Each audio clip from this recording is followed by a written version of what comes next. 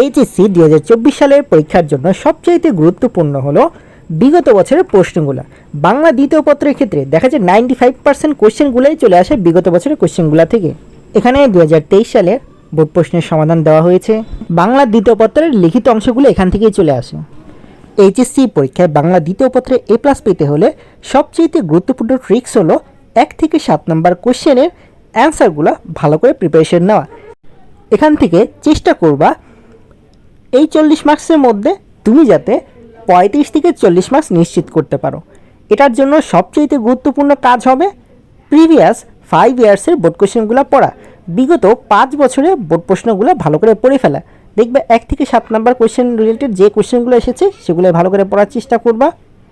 আর বাকি 60 মার্কসের জন্য তোমার টার্গেট থাকবে 2022 সাল এবং 2023 সালের সকল বোর্ডের কোশ্চেনগুলো একটু ভালো করে দেখে নেওয়া। 8 থেকে 12 নাম্বার কোশ্চেনগুলো ভালোভাবে 100% কমন পাওয়ার জন্য এই বোর্ড প্রশ্নগুলোই যথেষ্ট হয়ে যাবে। তুমি এগুলো একটু দেখে যাবা ভালো করে।